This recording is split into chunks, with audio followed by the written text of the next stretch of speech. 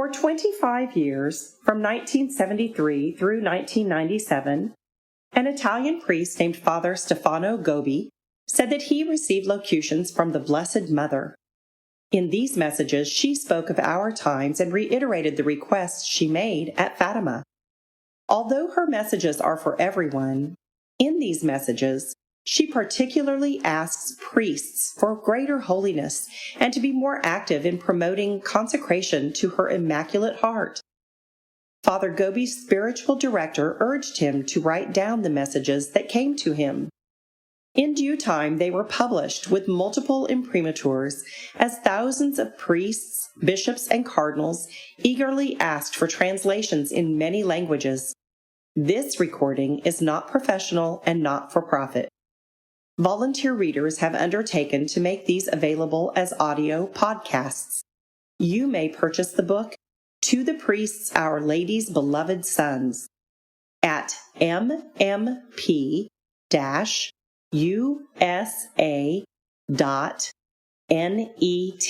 Presented here are the messages from 1987, beginning January 1st to December 31st. Message 344. I am the rising dawn. January 1st, 1987. Feast of Mary, Mother of God. I am the Mother of God. The Word placed himself in my virginal womb. After the yes, which with such love and such joy I had said to the will of the Father. At that moment, the Holy Spirit enwrapped me with his spousal love and made of me a precious cradle for the incarnation of the Word. My virginal womb opened itself to receive this gift of God. My Immaculate Heart unfolded itself to a motherly love towards the fruits of my most pure womb, and I became true Mother of God. But I am also the mother of all humanity. Jesus has willed to give his mother to humanity, redeemed by his immense and bloody suffering. I recall even today the scene of this ineffable gift of love on the cross, where he has been hanged as immolated victim. Jesus is on the point of living through the final moments of his heart-rending agony. His heart, which has begun to beat in my virginal womb, is now about to stop in the silence of death, when he feels an immeasurable love for each one of you and desires that not one of his brothers, redeemed with such pain, be abandoned. So then, in an impulse of extreme largesse, he opens himself out to his final gesture. Behold your mother, and thus I have become the mother of all. Today, I want to cover the whole world with the immaculate mantle of my virginal motherhood. You are entering into a period when the events which have been foretold to you are being fulfilled. You are entering into the time of chastisement and of salvation, of suffering, and of great mercy. Already in the course of this year, some important events will reach their fulfillment. At the beginning of this year, how much suffering and how many sorrows I see along your paths. And so cooperate with the request of my Pope, John Paul II, who wants to entrust the Church and all humanity to the motherly love of my Immaculate Heart. These are my times. The mission which has been entrusted to me by the Most Holy Trinity should now be acknowledged by the whole Church. During this year, you are beginning an extraordinary jubilee in honor of your Heavenly Mother. As my Pope is preparing to distribute throughout the Church an encyclical letter concerning the post which the Lord has assigned to me and the important mission which has been entrusted to me in these times. This will again provoke the strongest reaction on the part of my adversary, who perceives that the end of his universal dominion is now close at hand. For this reason I ask you to begin the new year with me. Pray, love, make reparation. I am the Heavenly Mother who is leading you to your God and bringing you to peace. I am the Queen of Peace and the rainbow of the new alliance. I am the dawn which is arising to announce the great day of the Lord. During these years, the Church and all of humanity will be left stupefied before the great events of grace and salvation which the Immaculate Heart of your Heavenly Mother will bring to you. With my Pope, with all my especially loved ones, and the children who are consecrated to me, I bless you in the name of the Father, and of the Son, and of the Holy Spirit. Message 345. The Way to Divine Revelation. February 2nd, 1987. Feast of the Presentation of the Child Jesus in the Temple. Beloved sons, if you walk with me and with my most chaste spouse Joseph as I journey along the road which leads to the Temple of Jerusalem, carrying in my arms with ineffable love the child Jesus, 40 days after his birth, you are then able to understand how my function as mother is exercised, above all, in being the way along which the Lord comes to you. From my yes at the Annunciation to the birth at Bethlehem, from the presentation in the temple to the flight into Egypt, from the days of infancy to the years of his youth spent at Nazareth, from the beginning of the public life to his immolation on the cross, the presence of the Mother was always the way for a new and greater manifestation of the life and the mission of my Son Jesus. Indeed, my yes, given consent to the word of the Father to assume in my womb his human nature, my motherly and virginal collaboration makes possible his birth into heavenly life. My arms present him in the temple of his glory and manifest him as revelation to all nations. My love as a mother becomes a precious help during the days of his infancy, threatened with snares. My presence is a daily support to his human adolescence. The warmth of my affection is a sweet repose to his weariness. My silence is a garden at the blossoming of his word. My active faith solicits the divine intervention and anticipates the time of his mission. My Immaculate Heart pours balm upon the wounds of every official rejection. My sorrowing closeness is strength for his climb up Calvary. My total offering is an interior participation in his immense suffering. The presence of my person beneath the cross is a profound act of cooperation with him in his plan of redemption. Carried in my arms, Jesus is revealed to all nations. Held aloft by me, my Son fulfills his divine mission along the road which I am preparing for him. Jesus is carrying out his work and manifesting himself as a Savior of the world. I am carrying out the same motherly plan in respect to each one of you, my dearly loved ones, called to relive in your priestly lives the plan and the mission of my Son Jesus, and so understand why I ask you to entrust yourselves completely to me by your act of consecration to my Immaculate Heart. This act allows me to intervene in your life in order to direct it to the perfect fulfillment of the will of the Father. Thus, I am situated at your side at each moment of your day. With my silence, I help you to speak. With my voice, I teach you to pray. With my hands, I lead you on the right way. With my presence, I bring comfort to your weariness. With my motherly love, I console your suffering. With my powerful intercession, I make fruitful your apostolic work. With my immaculate heart, I give you joy and peace in moments of discouragement and aridity.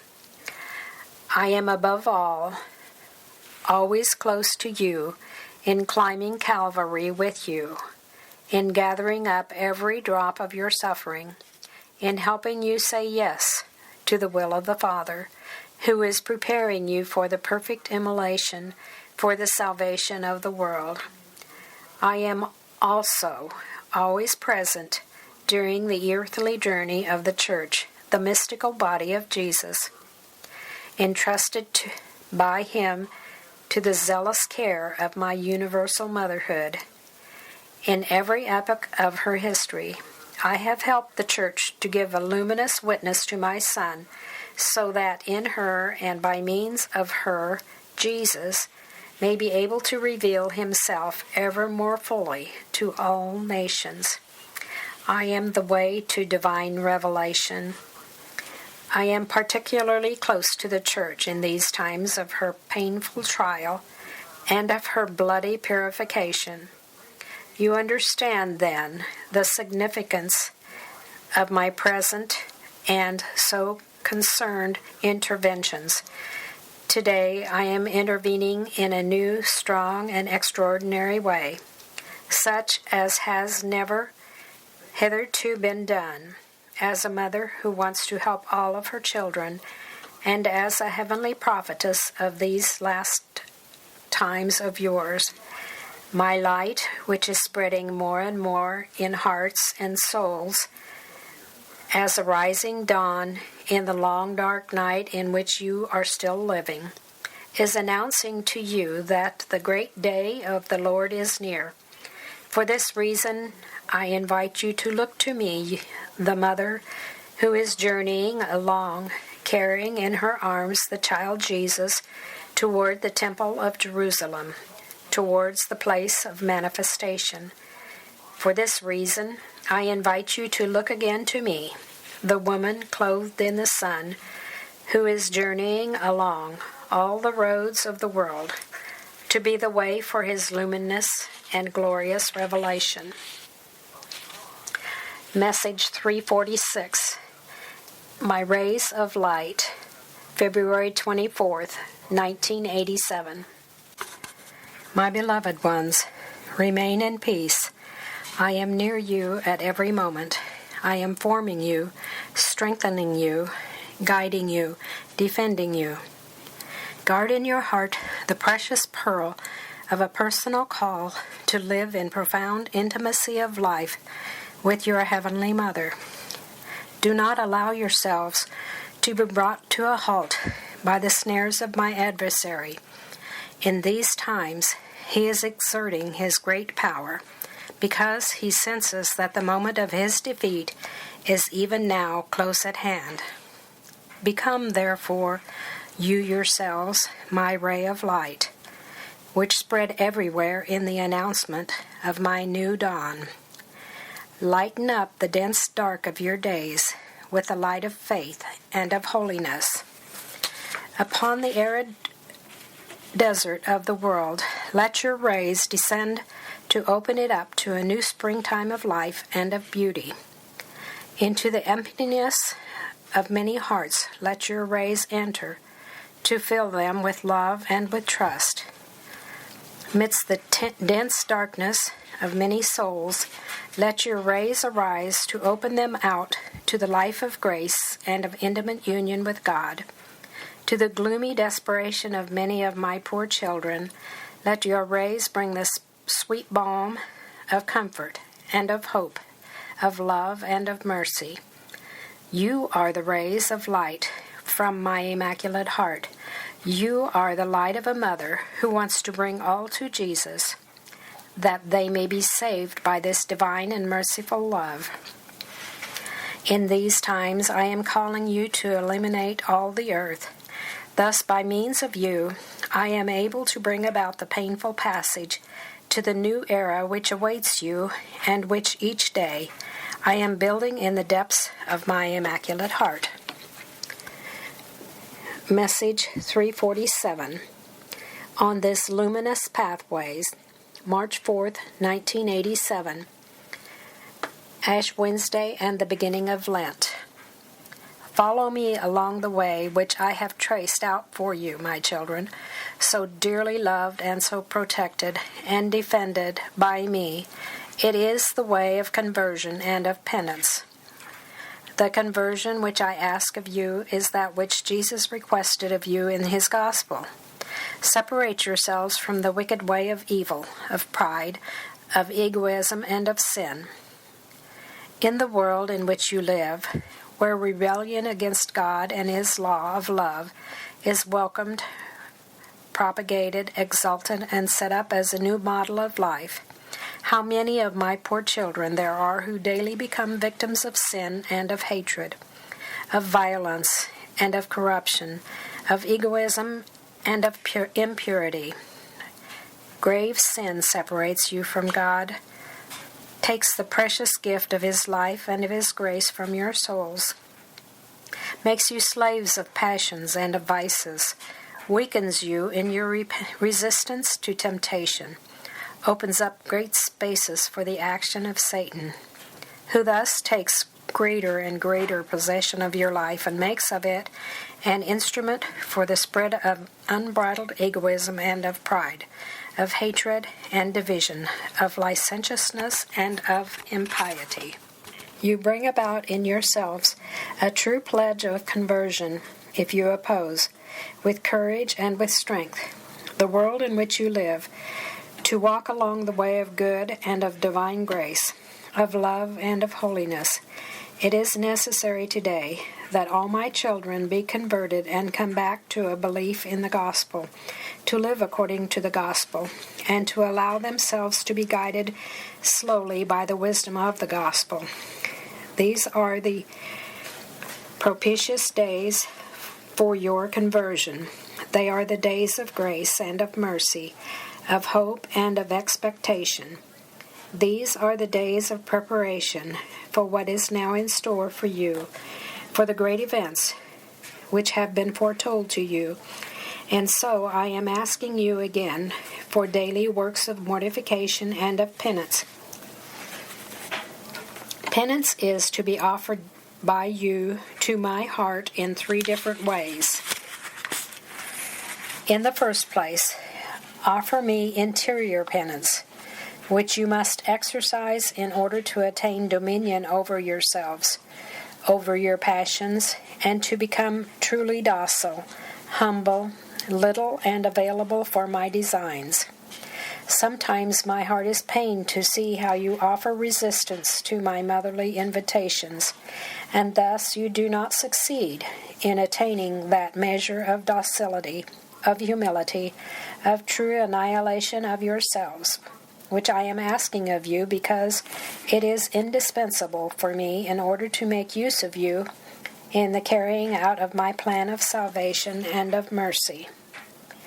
Then offer me the silent and daily penance, which arise from your doing well in every circumstance of your life, solely the will of God, by the humble, faithful, and perfect carrying out of all your duties.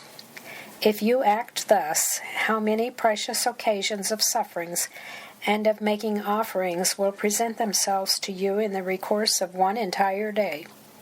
Your smile, serenity, calm, patience, acceptance, and offering of true silent penances, which give greater value and light to every circumstance of your life.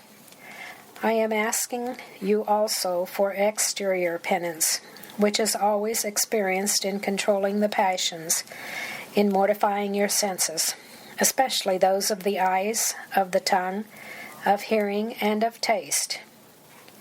Do not look at the great evil which surrounds you, and at so much impurity which infects your streets.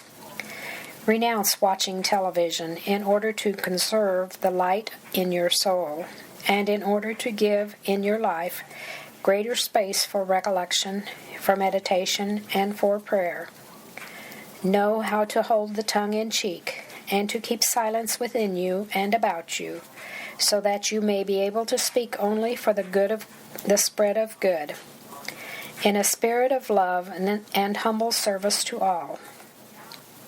Flee criticism and grumbling, gossip and malicious speech. Do not give in to the easy temptation of judgment and of condemnation.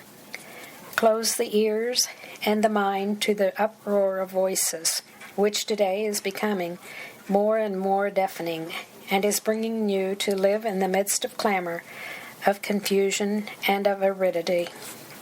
Mortify the appetite by refraining from that which gives you greater pleasure, and also through practice of bodily fasting, requested by Jesus in his gospel, and which I ask again of you today. If you walk along this road which I am tracing out for you, the days of your life will then be blessed by the Lord, and will bring you to peace of heart and purity of soul. You yourselves will become my lived words, and you will become everywhere the light of my presence, in the great darkness which has become heavier upon the world.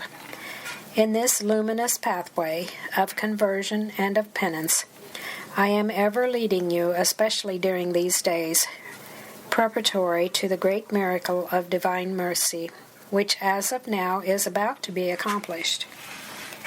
Message 348. Enter with Jesus into Gethsemane, April 16, 1987, Holy Thursday. Live in the virginal cloister of my Immaculate Heart, intimately associated with Jesus. These painful hours of his redemptive passion, this is his Pasch, this is your Pasch. Today, call to mind the institution of the new sacrifice and of the new priesthood. In his loving plan with the 12 apostles, you were also present, my beloved sons. It is the great feast of the priesthood. You are again gathered about your bishops to renew the promises you made on the day of your priestly ordination. Today I invite you all to renew with me the pledge of your greatest fidelity. Be faithful to Jesus and to his gospel. Be faithful to the Pope and to the Church united with him. Be faithful to the lived-out celebration of the Eucharist and to the administration of the sacraments. Above all, the sacrament of reconciliation. Be faithful to the obligation of holy celibacy which you have assumed. Be faithful to prayer, to the apostolate, to the exercise of an ever more important charity. Then you will be able to console the divine and priestly heart of your brother Jesus for such great abandonment and for such an enormous treason, which is again being renewed today.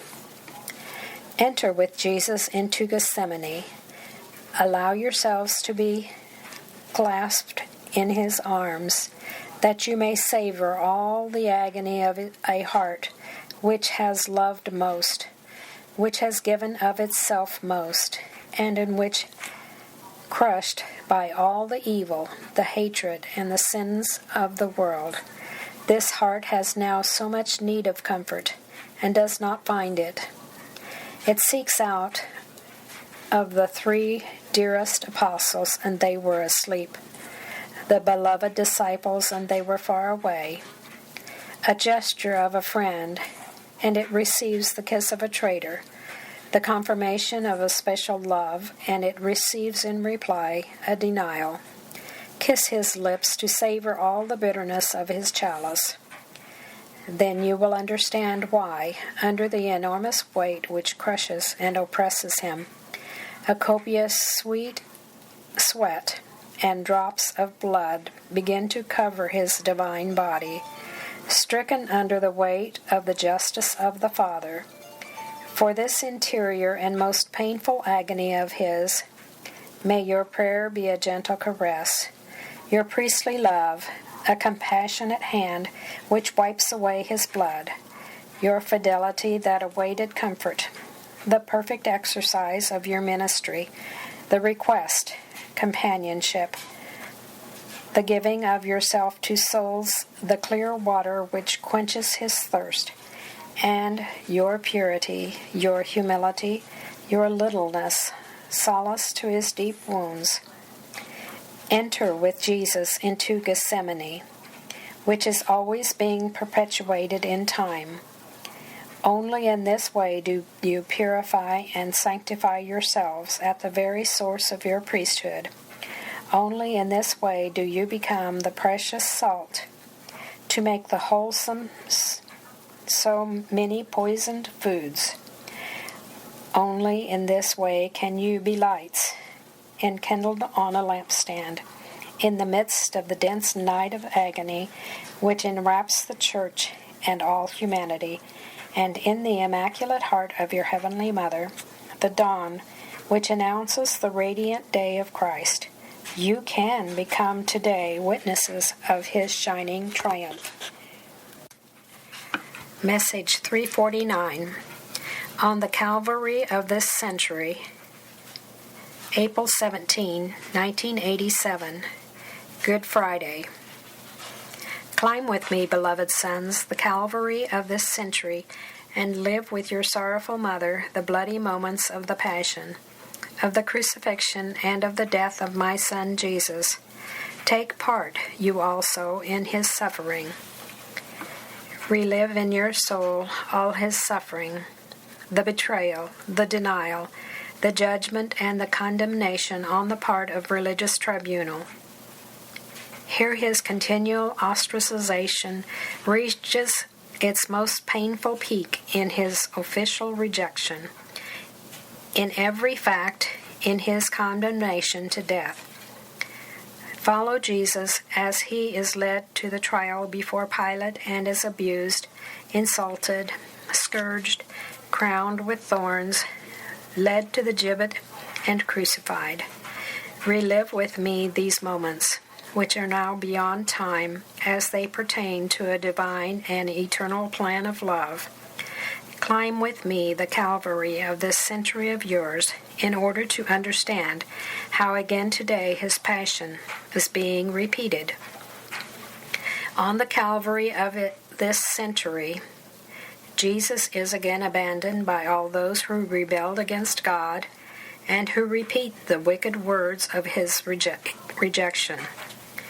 We do not want that fellow to rule over us. How great today is the era of denial of God. How innumerable is the throng of those who wish to live without having anything to do with him. On the Calvary of his century, Jesus is again betrayed by those who are not faithful to the promises of their baptism. They allow themselves to be guided by Satan and become victims of all his facial seductions. Thus they walk along the road of evil, of pleasure, of egoism, of pride, of hatred and impiety. Jesus is also betrayed in the church by those pastors who separate themselves from the true faith and from truth of the gospel, and who drag a great number of souls along the road of infidelity. On the Calvary of this century, Jesus is again denied by many of his disciples, who do not have the courage to witness to him before all, and who, through fear of not being considered or esteemed in their dread of being derided or ostracized, repeat continually, "I do not know this man." Jesus is scourged in his body by the spread of sins of impurity, by this flood of filth which is submerging everything, and by so many offenses which are committed against the dignity of the human person. Jesus is again crowned with thorns by the errors which are propagated and by the loss of the true faith on the part of many. On the Calvary of this century, Jesus is continually crucified and put to death in the millions of innocent babies who are snatched from life while they are still in the wombs of their mothers, and on all the victims of hatred, of violence, and of war. Jesus is crucified in the poor, in the exploited, in the weak, in the oppressed, and in the persecuted. Jesus is struck again in the little ones, in the marginalized, in the abandoned, in the sick, and in the dying. On the contrary on the Calvary of this century of yours, indifferent and cruel, Jesus repeats again in his bloody passion. But beneath the cross of this century, there is always your sorrowful mother. Like John, you too remain with me, all of you, my beloved sons. Let us receive into our arms Jesus, who on Calvary is taken down from the cross, and let us surround him with love and with tender pity. Let us place him in the empty sepulchre hewn from the hard and cold rock of this century of yours, which is marked by the triumph of Satan and by his dark reign of hatred and of death. And let us keep watch in prayer, in hope, and in expectation. Keep watch ever with me, your sorrowful mother, who is in profound night of this century, still keeps burning the light of confidence and of the certainty of his glorious return. Message 350. The Sabbath of My Great Sorrow. April 18, 1987. Holy Saturday. My beloved sons, remain today close to me, who am your so sorrowful mother. This is the day of my great sorrow. It is the only day that I lived with Jesus dead.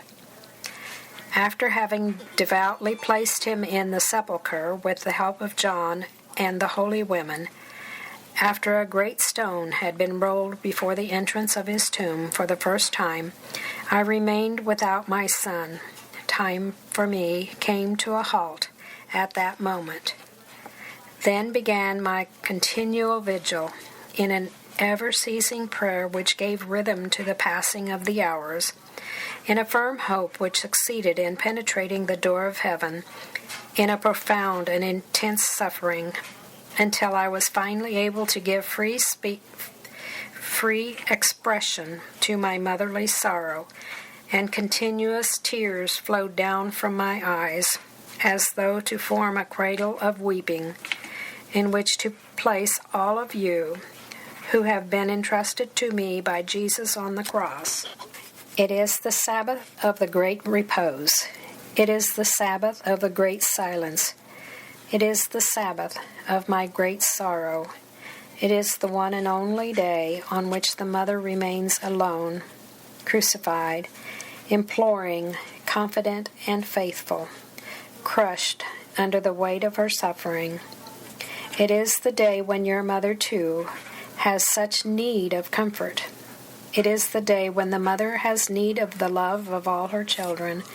I gather you today in my motherly arms, and am consoled to feel that you truly love me as children.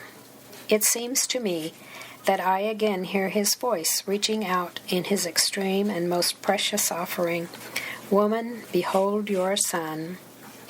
Today, in the cradle of this sorrow of mine, you all open yourselves to receive the divine fruit of this, his ultimate gift. This is my day and yours. Enter into the new sabbatical repose of my spiritual motherhood. The Church has received this gift as the first fruit of the Passion and the death of my Son Jesus.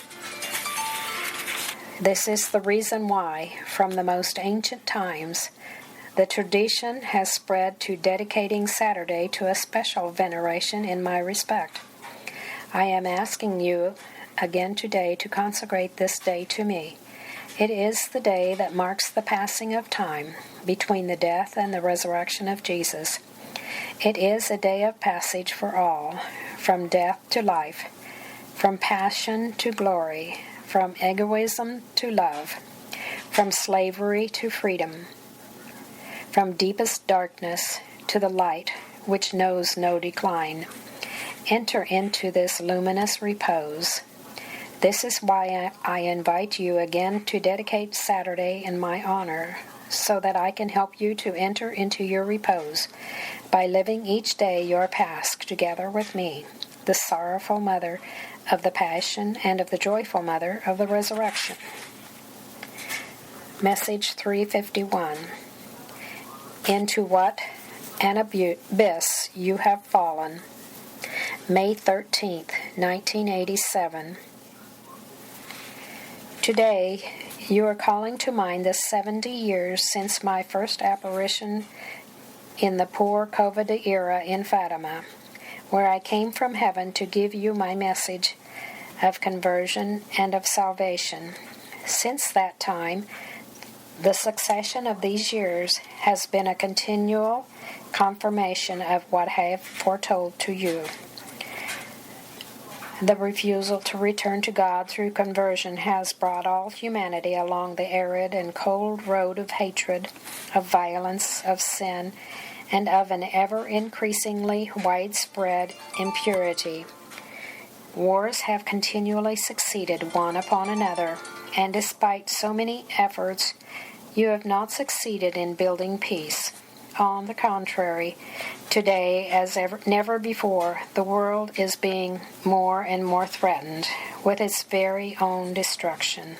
This is an unwillingness to respond to my demand for prayer, which I have made to you then, especially with the frequent recitation of the Holy Rosary, to obtain the conversion of sinners and the salvation of many souls exposed to the grave danger of being eternally lost. Thus, the night of sin has enveloped the world, and evil has spread everywhere like a terrible cancer. There is an unwillingness to recognize sin as an evil. On the contrary, it is openly justified and exalted as a good. People no longer go to confession. They live and die habitually in mortal sin, and every day how many souls go to hell because there is no one to pray and sacrifice for their salvation. My request that Russia be consecrated to me by Pope, together with all the bishops, has not been accepted, and thus she has spread her errors to every part of the world. You are living in a humanity which has built a new civilization, authentic and anti-human. People no longer love one another. They no longer respect the life and the good of their neighbor. The flames of egoism and hatred are extinguishing the seeds of goodness, which are still springing up in the hearts of men. The poor are being abandoned. The little ones are being ensnared and nourished with the poisoned food of scandal. The youth are being betrayed and led into precocious experiences of evil. Homes are being profaned and destroyed. How great is your desolation! How dense is the darkness which surrounds you!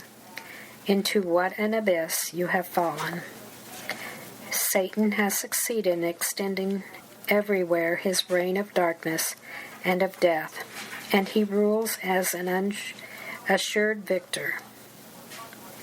But you are now beginning to live through that which I had foretold to you at Fatima for the last years of this century of yours, and which is still guarded under the veil of secrecy.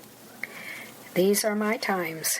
After the painful years of Satan's triumph, the years of the triumph of my Immaculate Heart are now beginning. For this reason, I invite you all today to second this plan of mine and to accept this loving work of mine, which I myself am carrying out in every part of the world through my Marian movement of priest. And I am still making use of you, the littlest of my children, and I am bringing you everywhere to even the most distant places for a new and ultimate call to action. As of now, the great events are coming about. For this, my Pope has called an extraordinary Marian year. And so enter all of you into the refuge of my Immaculate Heart, which I have prepared for you. These are the years when from the profound abyss of darkness and of desolation I will lead you to the highest summit of light, of grace, and of love, because, by means of the triumph of my Immaculate Heart, the glorious reign of my Son Jesus will shine resplendently upon all the world. Message 352. Your light will return. May 17th, 1987. You find yourself here today at the National Shrine dedicated to my Immaculate Conception to hold a cenacle of prayer and of brotherly sharing with the priest and the faithful who will be coming from even very far, and you are beginning a long and tiring journey which will bring you throughout all the United States and Canada. I welcome into my Immaculate Heart this great nation, exposed to grave dangers. I welcome into my Immaculate Heart my Church, which is going through hours of agony and of painful crucifixion here, because of the loss of the true faith on the part of many, of an ever deeper division, of an obstinate opposition to the Pope. This is concretized in the ignoring of his magisterium, and even in the spreading of doctrine opposed to it, and openly contrary to Catholic faith. The cause of this grave situation is the pastors, bishops of the Holy Church of God, return along the road pointed out by our Good Shepherd. Be faithful to the gospel and guard with strength and courage the deposit of the faith which has been entrusted to you. Bishops of the Holy Catholic Church of God, return to a full, humble, and total unity with the Pope, because today you are running the danger of a most grave schism, and because of this, how great is your responsibility before God. Bishops and priests of the Holy Church of God, return once more to the interesting yourselves in souls, the supreme good which has been entrusted to you. Defend them against the assaults of the rapacious wolves, who frequently disguise themselves today as harmless and gentle lambs. See how confusion is increasing, the darkness being deep, error spreading and sin flooding everywhere. Take care of the flock which has been entrusted to you. Lead it to sure pastures. Nourish it with the Word of God. Strengthen it by prayer. Heal it by the sacrament of reconciliation. Feed it with the bread of the Eucharist. My motherly heart wants to save all of this so great nation. I welcome you today, O America, into the refuge of my Immaculate Heart. I put myself at your side to help you recover. I myself am traveling your roads in search of all my poor children, wandering, sick, marginalized, wounded, stricken, abandoned, and betrayed.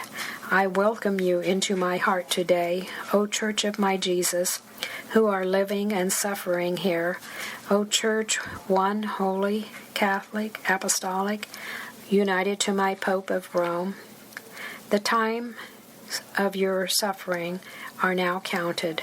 Soon you will flower again within my Immaculate Heart, will have its triumph, and your light will return to shine with such intensity that it will draw all those who live in this great continent. From my shrine I encourage you all, and I bless you in the name of the Father, and of the Son, and of the Holy Spirit. Message 353. The Deep Wounds, May 23rd, 1987. I am your Immaculate Mother. I am the consoler of the afflicted. How many sufferings you find, O Son, along this route of yours. While you receive from all sides such a generous response to my call, on the part of my priests, and above all, on the part of so many of my faithful, you see everywhere the deep wounds and the great sufferings, which are the signs of the wicked times in which you are living. They are sufferings, Those who reject God and are walking along the road of an empty and hopeless life, they are suffering, the little ones, who are opening up to life upon the world, which has become an immense desert for lack of love. They are suffering, the youth, to whom are proposed all the experiences of evil, and who are being betrayed by such a vast diffusion of impurity and of drugs. They are suffering, the adults, because of the division which has entered into families, and because of the tremendous wound of divorce. They are suffering, the old people who have been abandoned to themselves, and who are looked upon as an unsupportable burden. Your days of chastisement through which you are living are marked by profound sufferings. Do not be discouraged. Enter into the refuge of my Immaculate Heart. Allow yourselves to be led by my light, which will shine out more and more, because these are my times. I am the dew upon all of your wounds. I am the consolation for all your sufferings. I am your tender mother, who is at your side to conduct you to the Lord of salvation and of joy. Message 354. How it makes his divine heart suffer. June the 2nd, 1987. How I receive with joy the cenacle which you are holding here today in the cathedral, with my beloved sons, and with a great number of my children, come from even the most distant parts of this state. I accept the homage of your love and of your reparation. Jesus is today again despised, scourged, and wounded in his mystical body. How the permissive attitude of many priests and of some bishops who justify even the gravest acts of impurity makes his divine heart suffer. Precisely here is in this very place the heart of Jesus has been despised, wounded, and outraged by the welcoming of so many of my poor children, consumed by this terrible vice, and by the public encouragement given to them to continue along the road of impure sin against nature. Impure acts against nature are sins which cry for vengeance in the sight of God. These sins draw upon you and upon your nation the flames of the injustice of God. The time has come to proclaim to all, with clarity and with courage, that the sixth commandment given by God to Moses, do not commit impure acts, still has its full force and must be observed even by this corrupted and perverted generation. Every pastor who, in any manner whatsoever, would justify these sins, draws down upon his person and upon his life the fierce fire of divine justice. The cup of iniquity is now full, is more than full, and is flowing over everywhere. And so I invite you to multiply your cenacles of prayer and to offer me your lives, made fragrant by the virtue of purity, as a powerful force of supplication and of reparation. I promise you that even now the heavens are on the point of opening upon this poor corrupt world to cause the fiery dew of divine justice and of mercy to descend, so that it may again become a new garden of light, of purity, and of holiness. Message 355. Come, Lord Jesus. June the 7th, 1987. The Pentecost. Solemn opening of the Marian year. Come, dearly beloved ones, and sons consecrated to me, today come all to the safe refuge of my Immaculate Heart. This is the cenacle which the Mother has prepared in these times for the Church, her beloved daughter. The whole Church must now enter into the cenacle of my Immaculate Heart. All the bishops, the priests, and the religious, and the faithful must enter. In the cenacle of Jerusalem, upon the apostles gathered in prayer with me, there descended the Holy Spirit, and there took place the miracle of the first Pentecost. Thus, only in the cenacle of my Immaculate Heart, where the whole church will have entered in, will the great prodigy of the second Pentecost take place. It will be a divine fire of purification and of sanctification, which will renew all the face of the earth. My times have come. This is why the Pope, the first of my beloved sons, is today opening an extraordinary Marian year in my honor. I am asking that the whole church gather together in prayer with me, Mother of intercession and of reparation. I want that all who belong to my movement increase in the personal commitment of their consecration, because in you my Immaculate Heart must be more and more glorified. For this I am asking you to multiply everywhere your cenacles of prayer and of brotherly sharing, and to lead the greatest number possible of my children to the consecration to my Immaculate Heart. In this year there will already begin to take place some of the events of which I have foretold to you, as signs of my proximate triumph. Prepare yourselves in a spirit of humility, of confidence, and of great hope. Open the doors of your hearts to receive the great gift which the Father and the Son will cause to come down upon you.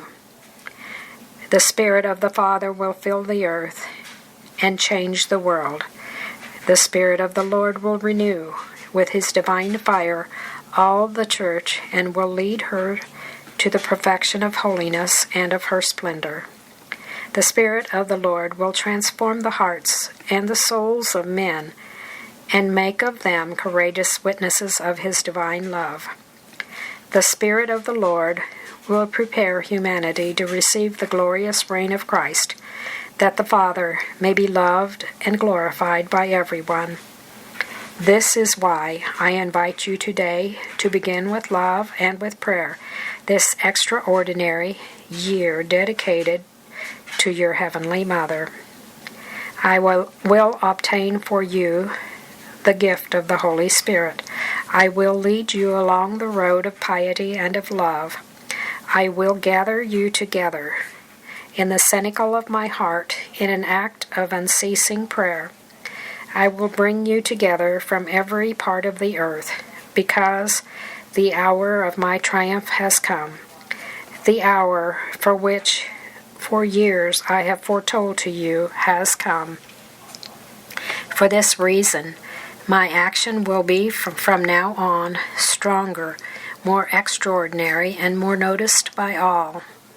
Gather together in my Immaculate Heart, so that your voices can be joined with mine in a continuous prayer. I am the dawn which is arising to announce the arrival of the brilliant Son of Christ. Welcome my message with joy, and in this Marian year, unite yourselves all to your Heavenly Mother in repeating her perennial invocation, which she pronounces together with her divine spouse. Come, Lord Jesus. Message 356. This Marian year, June 10th, 1987. Walk in trust. Join in my plan. This Marian year, which under my interior inspiration, my Pope has promulgated for all the Church, is an extraordinary event of grace and of mercy. During this year, I am calling all the children of the Church to gather together with me in cenacles of unceasing prayer. Most of all, I desire that the Holy Rosary be recited often, particularly by the little ones, by the sick, by the poor, and by sinners. Surround the world with a chain of the Rosary in order to obtain grace and mercy for all. Multiply your cenacles of prayer. During this year, I am urging all to respond to my request to consecrate themselves to my Immaculate Heart. This request of mine finds its practical actualization in my Marian movement of priest, which I myself am forming and spreading throughout every part of the world, in order to call everyone to that consecration willed and demanded by me. It is my ardent motherly desire that during the Marian year, the work of my priestly movement will be officially welcomed with joy and recognized by the Church. It will, moreover, be particularly important for the development of the great events which have been foretold to you by me, if this year there be at least carried out my request made to my daughter, Sister Lucia of Fatima, that Russia be consecrated to me by the Pope, together with all the bishops of the world. During this year, I am calling all my children to gather together at my many shrines, spreading throughout every part of the Church, in order to make a general appeal for my motherly assistance. This should also be accompanied by personal and communal works of penance and of reparation for the grave individual and social sins which are constantly being committed more and more. I then promise you that, in the course of this Marian year, I myself will intervene to carry out part of what I have foretold to you, and which for the present is still being guarded in secrecy and in silence. During this year, I will manifest my greater power to the Church and to the world. My light will become stronger, and the great events will begin to be accomplished. And so I beg everyone not to let pass uselessly such an extraordinary occasion of grace, which, with this Marian year, the mercy of the Lord has been again granted to the Church and to all humanity. Message 357, July the 3rd, 1987. My times have arrived. My beloved sons, how consoled I am by you this evening, and how many thorns you have drawn from my sorrowful heart. You have wanted to carry me in procession, and you have wanted to honor me. I have smiled upon you. I have been so consoled by you. Your love is the balm which my Son Jesus places on the many wounds of my Immaculate Heart. As a mother, I want to express to you my gratitude this evening. Many of you have come from distant countries after a long journey. You have come up here, and you have offered me the homage of your prayer, of your filial love, of your priestly fraternal sharing, of your penance. You have wanted to offer up, in a spirit of penance and mortification, this heat, which has made the spiritual exercises a bit more burdensome. My beloved sons, you have consoled me. My heart leaps with joy and with tenderness. I am grateful to each one of you for the filial balm which you have wanted to pour on the many wounds of my immaculate and so sorrowful heart. Why have I called you up here once again? Why, during this Marian year, consecrated to me, have I wanted you about my person as a mother who gathers her children together to make a recommendation which she has so very much at heart, a very last recommendation that keeps you company on your difficult journey. My times have arrived, my beloved sons. These are many times, and so I have called you here, in a cenacle which has never been so extraordinary for its graces. They have come down from my Immaculate Heart to enter into your hearts and into the hearts of all your brothers scattered throughout every part of the world. They have come down from the church and upon all humanity. Why has my Pope desired to consecrate this year to me by declaring an extraordinary Marian year? In order to invite the whole church to look to me, to listen to me, to honor me, to follow me, to enter into the refuge of my Immaculate Heart. Because my times have come, as of this year, in a strong and official way, the times of your Heavenly Mother will begin. These are the times of my strong admonition. Come back, O humanity, so far away and depraved. Come back along the road of conversion and of a return to the Lord of your salvation. These are the times of my great admonition, and you are here because I want to make you instruments of this appeal of mine. As you go down from this mountain, to all whom you will meet in all the countries to which you will return, you must proclaim and spread this motherly, anxious, and urgent message of mine. Come back immediately to the God of salvation and of peace. The time that is granted to you for your conversion is almost over. The days are counted. Walk along the road of return to the Lord if you want to be saved. Beloved sons, I have need of voices that will spread my word, of hands that will help, of feet that will walk along all the roads of the world. I have need that this urgent message of mine immediately reach every part of the earth. You must be my messengers. Announce everywhere this concerned call of mine for return to the Lord. These are the times of the great chastisement. The cup of divine justice is full, is more than full, is flowing over. Iniquity covers the whole earth. The church is darkened by the spread of apostasy and of sin. The Lord, for the triumph of his mercy, must as of now purify with his strong action of justice and of love. The most painful, most bloody hours are in preparation for you. These times are closer than you think. Already during this Marian year, certain great events will take place concerning what I predicted at Fatima and have told under secrecy to the children to whom I am appearing at Medjugorje. And so bring all my children into the refuge of my Immaculate Heart. Call them, take them by the hand. Do not forget anyone.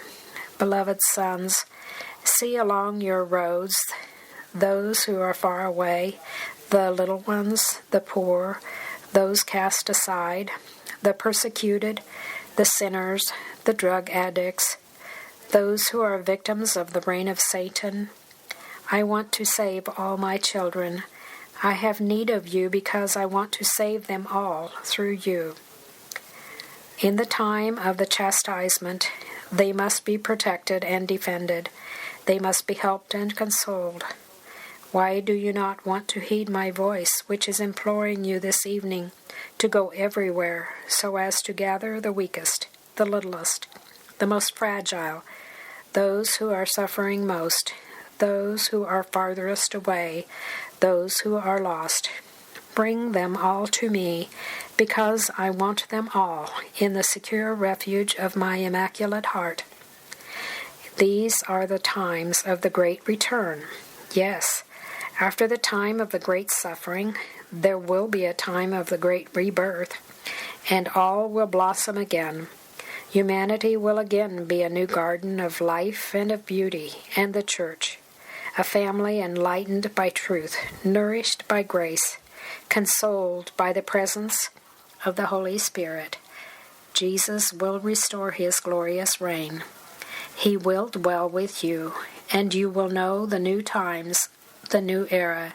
You will at last see a new earth and new heavens. These are the times of the great mercy. The Father thrills with ardor and wills to pour out upon this poor humanity the torrents of his infinite love. The Father wants to mold with his hands a new creation where his divine imprint will be more visible, welcomed and received, and his fatherhood exalted and glorified by all. The breath of this new creation will be the breathing, the love of the Father, who will be glorified by all, while there will spread everywhere, in an increasingly fuller way, like water which springs from a living and inexhaustible fount, the fullness of his divine love. And Jesus will reign. Jesus, for whom all has been created, Jesus who became incarnate, who became your brother, who lived with you, who suffered and died on the cross to redeem humanity and bring it to a new creation, and so that his reign might gradually be disseminated into hearts, in souls, and individuals, in families, and in all society. Jesus, who has taught you the prayer to invoke the coming of the reign of God upon earth, will at last see fulfilled this prayer of his, because he will restore his reign, and creation will again be a new garden where Christ will be glorified by all, and his divine kingship will be welcomed and exalted. It will be a universal reign of grace, of beauty, of harmony, of communion, of holiness, of justice, and of peace. The great mercy will come to you as a burning fire of love, and will be brought by the Holy Spirit, who is given to you by the Father and the Son, so that the Father may see himself glorified, and the Lord Jesus may feel himself loved by all his brothers. The Holy Spirit will come down as fire, but in a manner different from his first coming. It will be a fire which will burn and transform everything, which will sanctify and renew the earth before its foundations. It will open hearts to a new reality of life, and lead all souls to a fullness of holiness and of grace. You will know a love that is so great, and a sanctity that is so perfect, that it will be such as you had never known before. It is in this that the Spirit will be glorified, in bringing everyone to the greatest love for the Father and for the Son. These are the times of my great mercy. They are therefore the times of the triumph of my Immaculate Heart. It is for this that I have again wanted you up here. Now you must go down to be the apostles of my message. Bring to every part of the earth my pressing request to gather together all of you in the cenacle of my Immaculate Heart, to prepare yourselves to live the awaited vigil of the new times, which are now at the doors. Do not become discouraged by the difficulties which you encounter. I am your comfort. I am the mother of consolation. One by one, I welcome you, and with you the souls who are entrusted to you, your dear ones, the persons whom you love, your brothers who are your furthest away. Do not forget anyone. Come to me together, because I am the mother of all, and you are only the instruments chosen by me to bring all my children to my Immaculate Heart. With your dear ones, with those who have been entrusted to you, I bless you in the name of the Father, and of the Son, and of the Holy Spirit. Message 358, The Families Consecrated to Me. July the 23rd, 1987. How consoled I am by this day spent in prayer, in a simple, cordial, fraternal gathering, with this family consecrated to me, and which belongs to me. I want now to give you my word of consolation, that it may be a comfort for you in the midst of the daily difficulties of your life. I love you. I am present in your midst. I am speaking to you and leading you because you are the instruments of my motherly will. I look with love on the families consecrated to me. In these times I am gathering the families and leading them into the depths of my immaculate heart, that they may be able to find refuge and security, comfort and defense.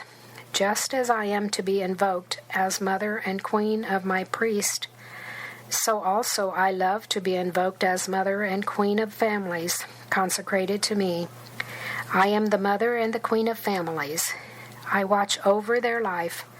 I take their problems to heart. I interest myself not only in their spiritual good, but also in the material good of all their members.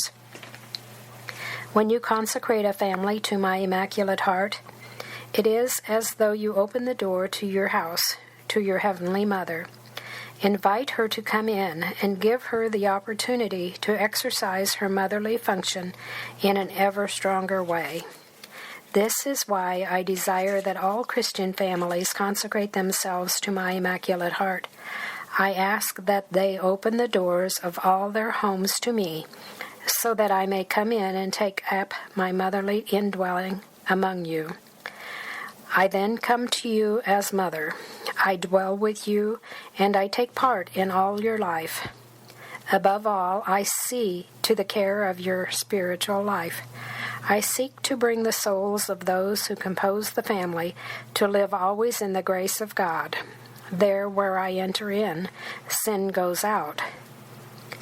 There where I stay, grace and divine light are always present. There where I dwell, purity and holiness dwell with me. That is why my first motherly task is that of making the members of the family live in the state of grace and of making them grow in the life of holiness through the exercise of all the Christian virtues. And because the sacrament of matrimony confers on you a particular grace to make you grow together, my task is that of cementing deeply the unity of the family, to bring the husband and wife to an ever deeper and more spiritual communion, to perfect their human love, to make it more perfect, to bring it into the heart of Jesus, so that it may assume the new form of a greater perfection, which expresses itself in a pure supernatural charity. I strengthen more and more unity within families. I bring them to a greater and reciprocal understanding. I make them feel the new exigencies of a more delicate and profound communion. I led their members along the road of sanctity and of joy, which must be built up and traveled through together, that they may be able to attain the perfection of love, and thus enjoy the precious gift of peace. Thus I form the souls of my children, and through the way of the family, I lead them to the summit of holiness. I want to enter families to make you saints, to bring you to the perfection of love, to stay with you, to make your family unity more fruitful and strong. And then I see also to the material good of the families consecrated to me. The most precious good of a family is its children. The children are a sign of a particular predilection on the part of Jesus and of me. The children must be wanted, welcomed, and cultivated like the most precious gems of a family estate. When I enter into a family, I immediately look after the children. They become also mine. I take them by the hand. I lead them to walk along the road of the realization of a plan of God, which has from all eternity already been clearly traced out for each one of them. I love them. I never abandon them. They become a precious part of my maternal estate. I see to your work in a special way. I never allow you to be lacking in the assistance of divine providence. I take your hands and I open them up upon the plan which the Lord is carrying out each day by means of your human collaboration. As my humble, faithful, and daily motherly action in the little and poor house of Nazareth made possible the fulfillment of the Father's plan, which was realized in the human growth of the Son, called to carry out the work of redemption for your salvation, so too I am calling you to second the plan of the Father, which is being realized through your human collaboration by means of your daily work. You must do your part as the Heavenly Father does His. Your action must be espoused to that of divine providence, that the work may produce its fruit in those goods which are useful for the sustaining of your life, for the enrichment of the family itself, in such a way that its members can always enjoy spiritual and material well-being. And then I will help you to carry out the plan of the will of God. Thus I make the work more fruitful spiritually, because I make of it a source of merit for you and an occasion of salvation for many of my poor lost children. Then in your person, action is united to love, work to prayer, fatigue to the burning thirst of an ever greater charity. In this way, by your collaboration with the will of the Father, you form the masterpiece of a providence which by means of you becomes a day-to-day reality. Do not be afraid. There where I enter in, security enters with me. Nothing will ever be lacking to you. I make your activity more perfect. I purify your very work. I share also in your preoccupations. I know that the preoccupations of a family today are many. They are yours, and they become mine. I share with you your sufferings. That is why in such difficult times as these of the present purification, I am present in the families consecrated to me as a concerned and suffering mother who really takes part in all your suffering. Be therefore consoled. These are my times. These, that is to say, the days in which you are living, are mine, because they are times marked by my great and strong presence. These times will become even more mine. The more my victory will broaden out and become stronger, surpassing the victory which is present, is that of my adversary. This presence of mine will become very strong and extraordinary, above all in the families consecrated to my Immaculate Heart. It will become apparent to all, and will become for you a source of special consolation. So then go forward in confidence, in hope, in silence, in your daily work, in prayer and in humility. Go forward more and more in purity and with an upright intention. Advance with me along the difficult road of peace of heart and of peace in your families. If you all walk along the road which I have traced out for you, if you listen to and put into practice what I have said to you today, your families will be the first buds of my triumph, small, hidden, quiet buds which are already sprouting in every part of the earth, as though to anticipate the new era and the new times which are even now at your doors. I encourage you all, and I bless you. Message 359. The Pope of My Light, August 13, 1987. Beloved brothers, I am calling you all today to form a strong barrier of prayer and of defense about my Pope. Pope John Paul II is the greatest gift which my Immaculate Heart has obtained from the heart of Jesus for these times of yours, times of the painful purification. He is my Pope. He has been formed by me. At every moment he is led by me along the road of his personal consecration to your Heavenly Mother, a road which he has followed with docility, with filial abandonment and with great trust. He is an important part of my plan. He is the Pope of my light, which in these years he has succeeded in spreading in the Church and in every part of this humanity which is so very threatened. I myself am leading him along all the roads of the world. He follows me with the docility of a little child, with the courage of an apostle, with the sacrifice of a martyr, with the abandonment of a son. This Pope is the masterpiece of my predilection, and has the great task of giving to all the charism of my motherly tenderness.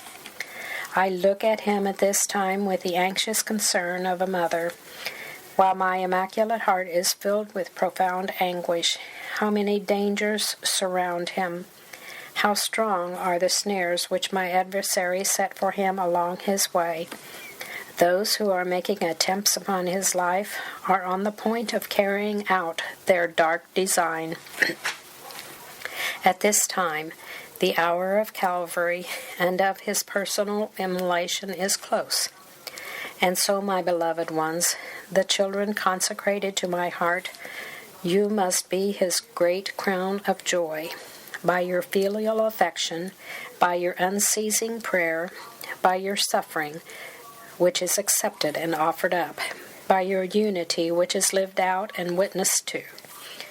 Help him by your priestly fidelity to carry out very heavy cross.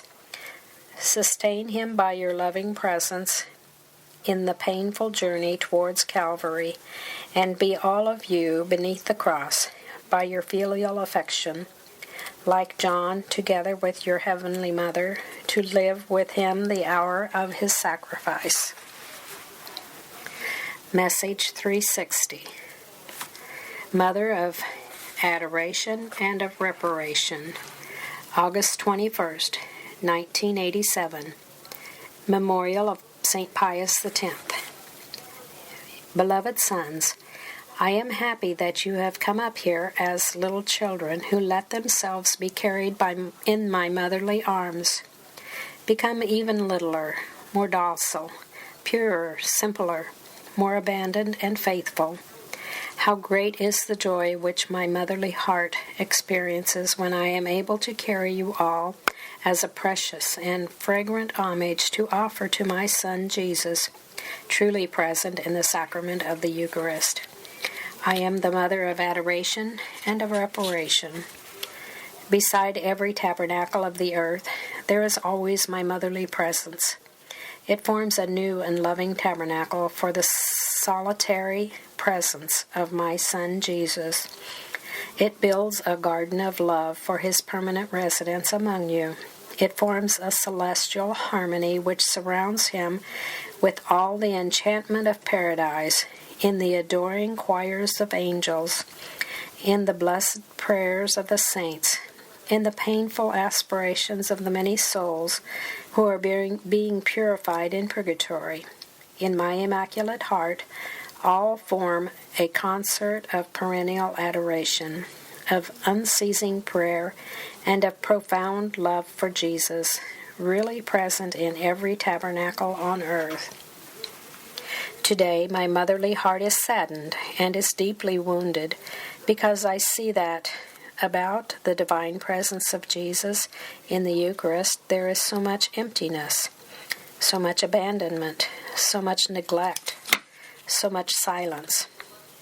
O Church, pilgrim and suffering, of which I am the Mother, Church, who are the family of all my children, Ark of the New Alliance, people of God, you must understand that the center of your life, the fount of your grace, the source of your light, the beginning of your apostolic action is found only here in the tabernacle, where Jesus is truly kept.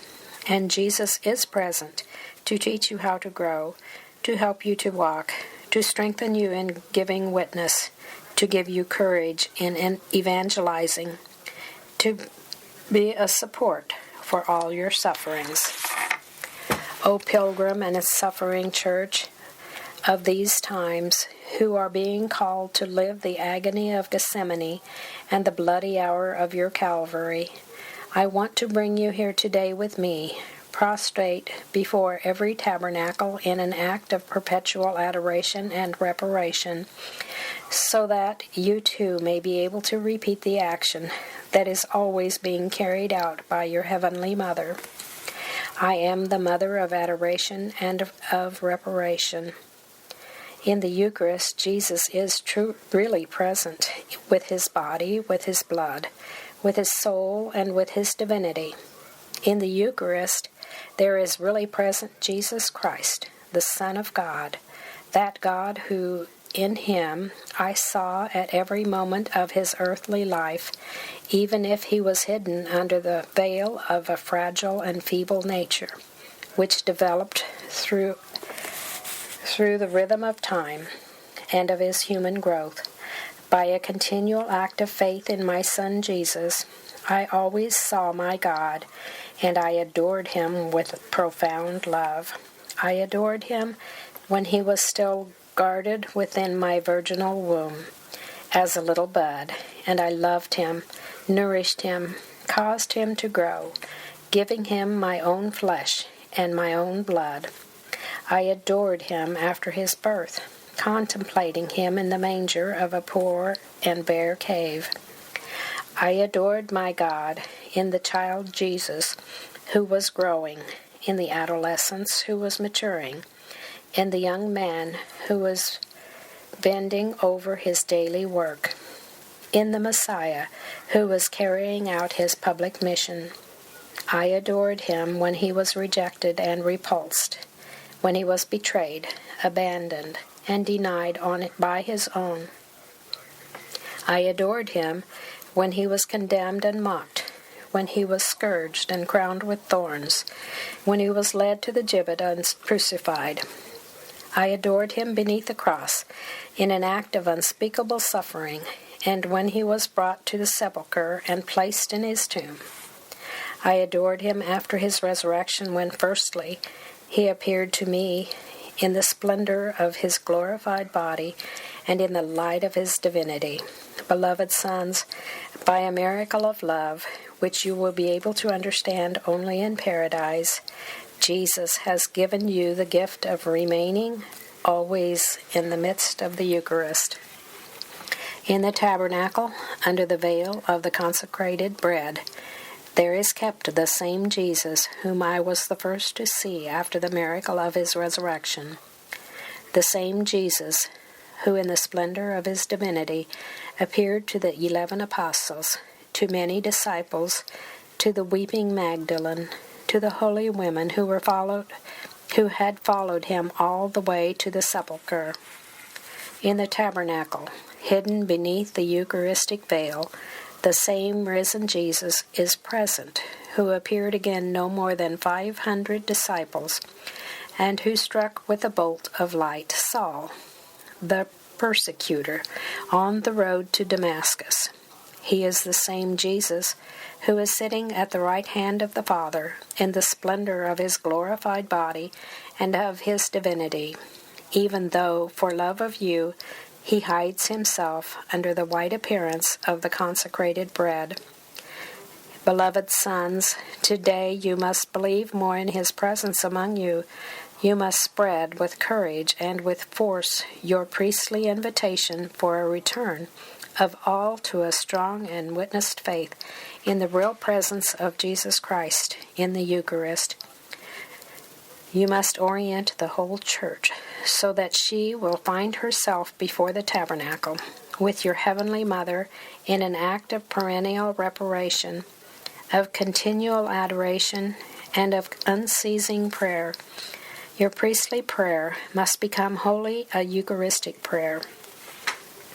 I ask that there be once again a return to the practice of making everywhere hours of adoration before Jesus exposed in the most holy sacrament.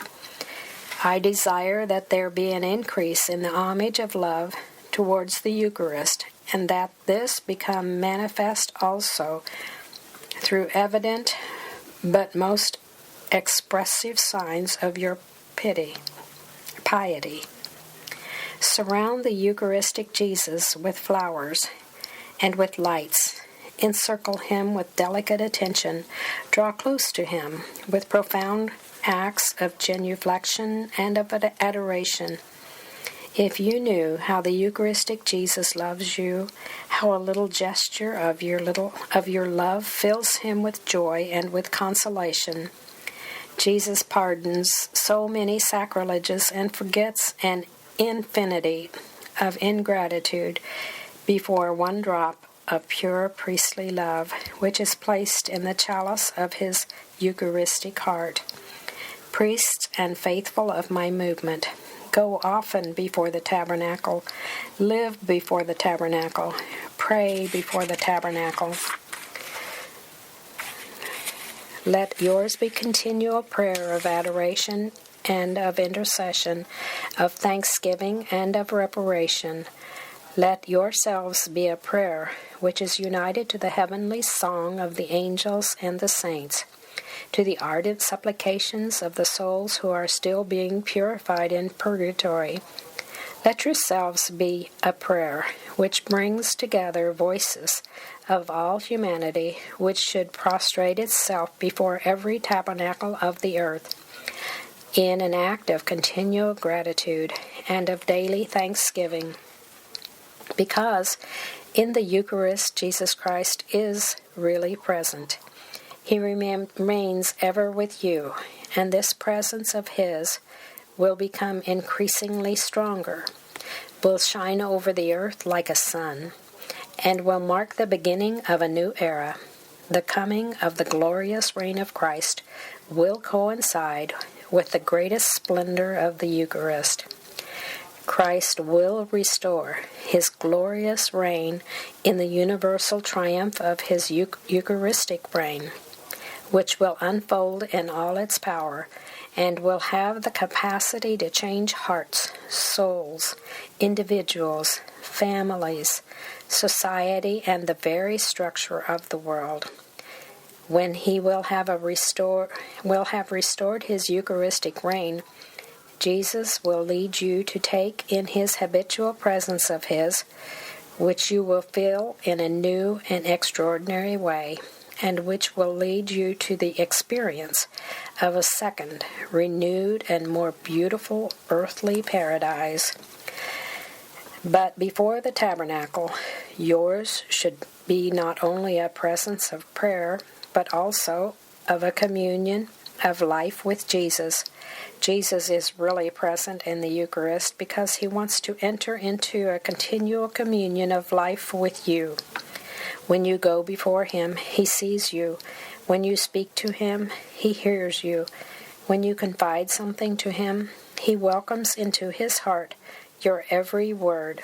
When you ask something of him, he always hears your prayer. Go before the tabernacle to establish with Jesus a simple and daily rapport of life, with the same naturalness with which you seek out a friend, or entrust yourself to persons who are dear to you, or feel the need of friends who assist you. In that same way, go before the tabernacle to seek out Jesus. Make of Jesus your dearest friend, the most trusted person, the most desired, and the most loved. Tell your love to Jesus. Repeat it often, because this is the one thing that makes him immensely happy, that consoles him for all the ingratitude, that compensates him for all the betrayals. Jesus, you are our love. Jesus, you alone are our great friend. Jesus, we love you. Jesus, we are in love with you. Indeed, the presence of Christ in the Eucharist has above all the function of making you grow in an experience of true communion of love with him, such that you never again feel yourself alone, because he has remained here below to be always with you. And so then, you must go before the tabernacle to gather the fruit of the prayer and of the communion of life with Jesus, which develops and matures into your holiness. Beloved sons, the more your life revolves wholly and entirely at the foot of the tabernacle, in intimate union with Jesus in the Eucharist, the more you will increase in holiness. The Eucharistic Jesus becomes the model and the form of your holiness. He brings you to purity of heart, to humility, which is sought and desired, to a lived out confidence, to loving and filial abandonment. The Eucharistic Jesus becomes the new form of your priestly holiness, which you attain by means of a daily and hidden immolation, of a continual presence of love toward your brothers, of a capacity to welcome in your own person the suffering and the cross of all, of a possibility to transform evil into good, and to act profoundly that souls who have been entrusted to you may be led by you to salvation.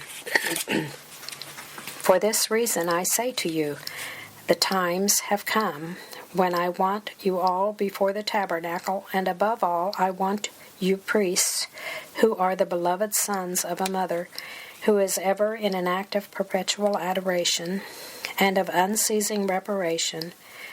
Through you I desire that the cult of the Eucharist again flourish in all the Church in an ever more powerful way.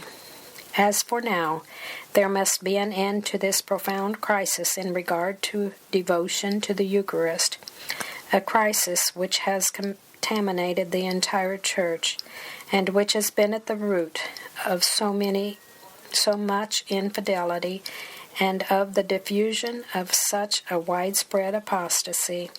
With all my beloved ones and the children consecrated to me, who form part of my movement, I place you before every tabernacle of the earth to give you, in homage to Jesus, as most precious jewels and most beautiful and fragrant flowers. As of now, the Heavenly Mother wants to bring to Jesus, present in the Eucharist, an ever greater number of her sons, because these are the times when the Eucharistic Jesus must be adored, loved, thanked, and glorified by all. My most dearly beloved sons, together with Jesus, who in every tabernacle is in a state of continual victimhood for you, I bless you in the name of the Father, and of the Son, and of the Holy Spirit. Message 361. The Great Marvels of the Lord. September 8, 1987. Nativity of the Blessed Virgin Mary. In this year consecrated to me, beloved sons, I am inviting you all gather about the cradle of your infant mother. Learn from me humility and littleness, docility and meekness, obedience and silence. The Lord works only by means of littleness and of weakness. He lifts up the poor from the dust and leads the little ones along the road of his glory. The mercy of the Lord manifests itself only by means of poverty and of misery. He fills the hungry with good things, gives health to the sick, salvation to the lost, confidence to the despairing, grace to the sinners. The power of the Lord acts only by means of humility and docility. He exalts the humble, gives strength to the weak, leads the oppressed and downtrodden along the road of his love, looks with eyes of a special love upon the marginalized and the persecuted. Sing today with me the great marvels of the Lord. Exalt the mystery of his divine mercy. The greatest miracle of the merciful love of Jesus is about to be accomplished by means of the triumph of my Immaculate Heart in the world. As of this year, I will begin to realize this triumph in an ever stronger and more extraordinary way. The Church and humanity will look with joy at the accomplishment of my motherly plan. For its actualization, I will make use of you, priest and faithful consecrated to my Immaculate Heart. For this, my little child, I have again brought you to these far distant countries, in order that you might repeat my announcement, even to the most distant frontiers of the earth. I am the dawn which is rising. I am your infant mother. I am the little slave of the Lord. My time has come. As of now, you are being called to see the great marvels of the Lord, in the triumph of my Immaculate Heart. For this reason, I am inviting you all gather about the cradle, where your newborn Heavenly Mother has been placed, to offer yourselves to me as a homage of love, of humility, of purity, and of prayer. I bless you with love and with joy. Message 362. Why am I still weeping? September 15th, 1987. Feast of Our Lady of Sorrows. I have wanted you here, O sons so loved by me, and so plotted against by my adversary, at the liturgy which commemorates my sorrows and my motherly sharing in all the immense suffering of my Son Jesus. In this journey of yours, so strewn with extraordinary graces which come from my Immaculate Heart, and descend into the souls of my beloved ones and of all my children, I have led you today to this place blessed by me, before the statue which recalls the mystery of my co-redemption. I stood beneath the cross of Jesus. I am beneath the cross which each of my sons is carrying. I am beneath the cross which the Church and all this poor, sinful humanity is carrying today. I am true mother and true co-redemptrix. From the eyes of this image of myself, I have caused miraculous tears to fall, more than 100 times and over the course of several years. Why am I still weeping? I am weeping because humanity is not accepting my motherly invitation to conversion and to its return to the Lord. It is continuing to run with obstinacy along the road of rebellion against God and against His law of love. The Lord is openly denied, outraged, and blasphemed. Your Heavenly Mother is publicly despised and held up for ridicule. My extraordinary requests are not being accepted. The signs of my immense sorrow which I am giving are not believed in. Your neighbor is not loved. Every day attacks are made upon his life and of his goods. Man is becoming ever more corrupt, godless, wicked, and cruel. A chastisement worse than the flood is about to come upon this poor and perverted humanity. Fire will descend from heaven, and this will be the sign that the justice of God has, as of now, fixed the hour of His great manifestation. I am weeping because the Church is continuing along the road of division, of loss and of loss of the true faith, of apostasy and of errors, which are being spread more and more without anyone offering opposition to them. Even now, that which I predicted at Fatima, and that which I have revealed here in the third message confided to a little daughter of mine, is in the process of being accomplished. And so even for the Church, the moment of its great trial has come, because the man of iniquity will establish himself within it, and the abomination of desolation will enter into the holy temple of God. I am weeping because, in great numbers, the souls of my children are being lost and going to hell. I am weeping because too few are those who accede to my request to pray, to make reparation, to suffer, and to offer. I am weeping because I have spoken to you and have not been listened to. I have given you miraculous signs, and I have not been believed. I have manifested myself to you in strong and continuous way, but you have not opened the doors of your hearts to me. At least you, my beloved ones, and children consecrated to my Immaculate Heart, little remnant which Jesus is guarding jealously in the secure enclosure of his divine love, hearken to and accept this sorrowful request of mine, which from this place I address again today to all the nations of the earth. Prepare yourselves to receive Christ in the splendor of his glory, because the great day of the Lord has even now arrived. Message 363. To all the peoples of the world, September 27, 1987. I am much loved and venerated in this land. My children have recourse to me with a love which is born of simple, poor, and humble hearts, and all are taking refuge under the mantle of my motherly protection. Here my presence gives vigor and strength to the Church, which is growing and expanding upon the terrain made fertile by the blood of many martyrs. Round about this little land, which is a privileged portion of my heavenly garden, extends a boundless region where there holds sway the red dragon, my adversary, who has built up his kingdom upon rebellion against God, constraining by force into atheism an immense number of my children who are walking in the deepest of darkness.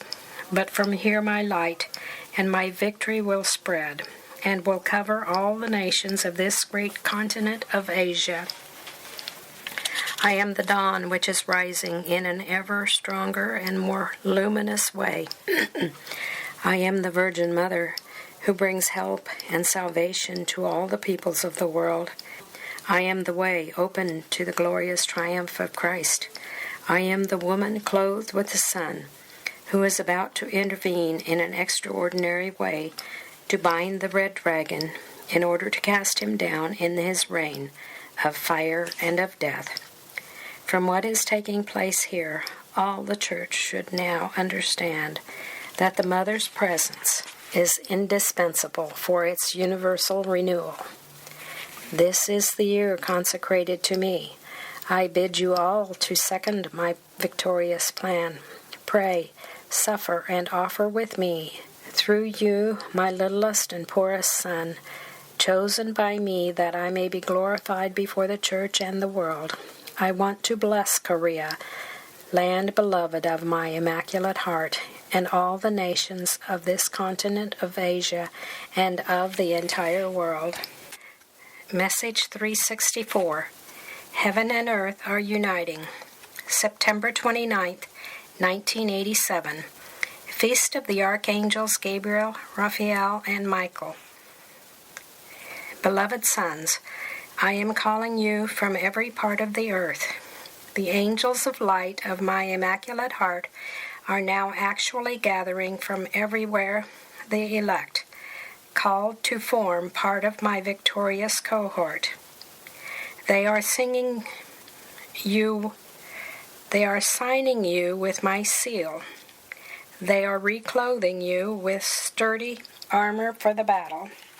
They are covering you again with my shield. They are giving you the crucifix and the rosary as the weapons to be used for the great victory.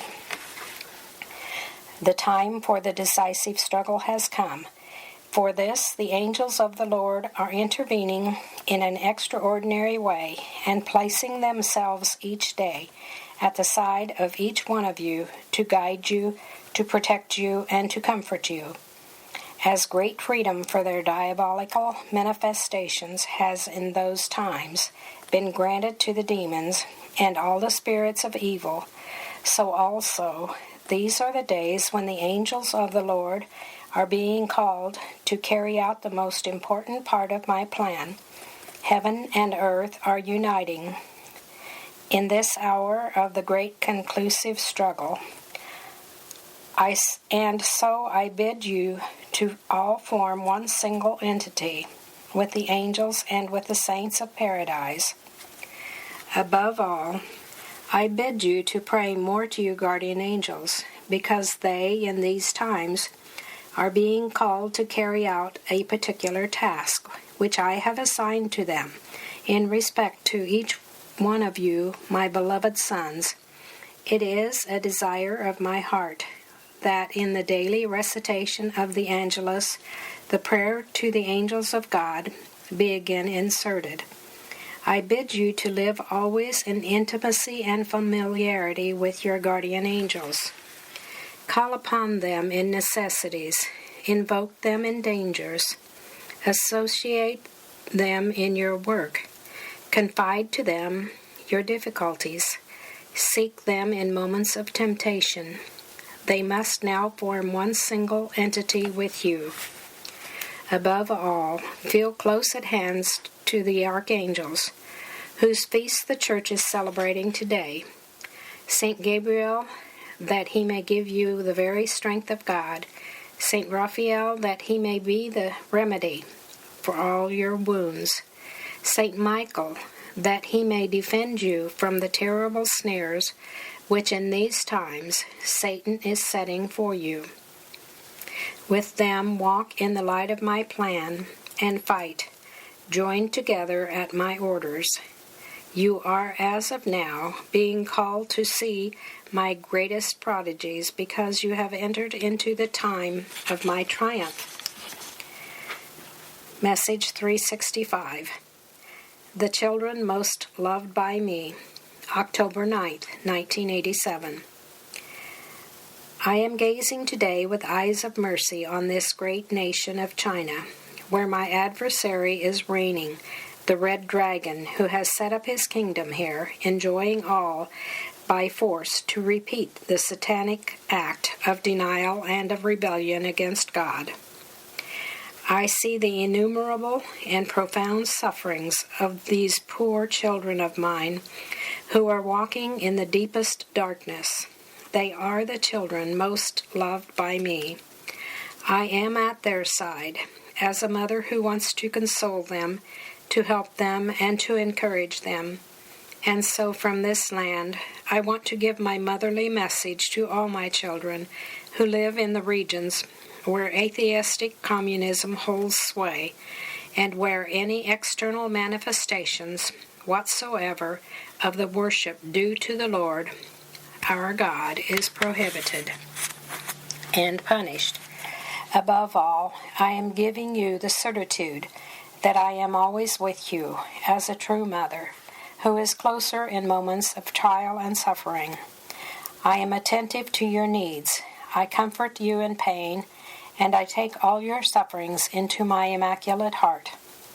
I place in souls seeds of love and of goodness, so that you may be able to walk along the road of good, observing the commandments carved out by the Lord in your hearts, by means of his law, which is engraved in very depths of human nature.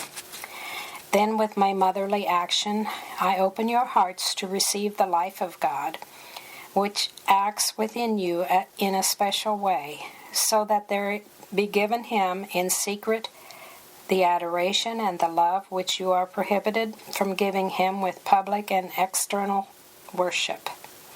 It is in this way that in silence and in hiddenness the true religion is again spreading in your midst and sending down roots in the life of many of my children. Finally, I am preparing the day, by now close at hand, of your liberation, with the definitive defeat of the Red Dragon of theoretical and practical atheism, which has conquered the entire world.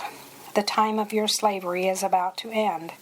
All you nations of the earth, come out from slavery and darkness, and go to meet Christ, who is coming to establish in your midst his glorious reign of love. At last, the moment has come when I, the woman clothed with the sun, will conquer the Red Dragon. I will bind him with a chain and cast him into hell, so that he will no longer be able to harm the earth. It will, in fact, be entirely transformed into a new territorial paradise for the perfect glorification of the Most Holy Trinity. Message 366. I will put an end to your slavery. October 13th, 1987. Anniversary of the last apparition of Fatima. On this day, beloved sons, you are observing the 70th anniversary of the last of my apparitions, which took place at Fatima, which was confirmed by the miracle of the sun. Today, my little son, you will find yourself here to conclude a wonderful journey in these nations of the Far East, where, with particular intensity, my Immaculate Heart has been everywhere loved, implored, consoled, and glorified. These are 70 years during which I have descended from heaven into the midst as the woman clothed with the sun. These are 70 years during which my adversary, Satan, has come up from the abyss into your midst, to manifest himself as the red dragon in all his terrible power. In fact, he has succeeded in extending his reign in many nations and in spreading his actions of denial and of rebellion against God to every part of the earth.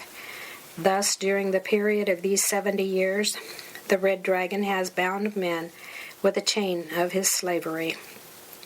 He has made you slaves of pride and of haughtiness, with a deceptive illusion of bringing you to getting along without God, of putting your own selves in place of God, so that in you he may be able to renew his act of rebellion and of defiance against the Lord.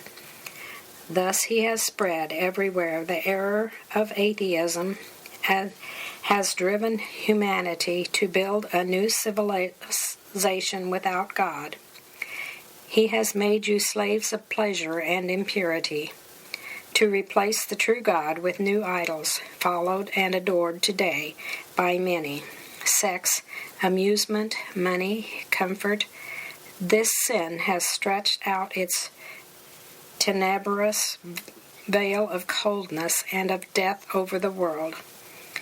He has made you slaves of egoism and avarice by leading you on in consuming quest for your own affirmation, for superiority over others, and you have become insensible to the great needs of the poor, the little ones, the sick, the needy. Thus the world has become a real desert for lack of love.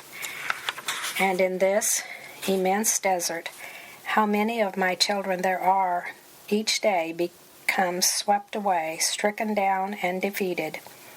You have lived 70 years as slaves of my adversary, who has succeeded in transforming the world into a city of Babylon, perverse and sinful, which with a cup of pleasure and of luxury has seduced all the nations of the earth. But now the period of this Babylonian slavery is about to end. I will put an end to your slavery. In this Marian year, the Heavenly Mother is opening the door upon the new era of your liberation. For this you will see very soon the extraordinary signs which I will give, in order that you may prepare yourselves for the very miracle which is at this time about to be accomplished. The miracle of the sun, which took place during my last apparition, was only a prophetic sign to indicate to you that you should all look at the book, which is still sealed. Today, I am being sent by God to open this book, in order that the secrets may be revealed to you. Thus, everyone will at last be able to understand to what incomparable depth and universality of renewal the victory of the merciful love of Jesus will bring you. A victory which will be brought about by means of the triumph of my Immaculate Heart in the world. Message 367. Prepare yourselves with me. November 28, 1987. The beginning of Advent. Begin this period of Advent with me, beloved sons, surrounded by my immaculate light, which spreads itself everywhere like the dawn to announce the coming of Christ. Prepare yourselves all to receive with joy the Lord who is coming. Prepare yourselves well for the Holy Nativity. Prepare yourselves with me to live in peace, in silence, in trembling expectation, the liturgical remembrance of his birth.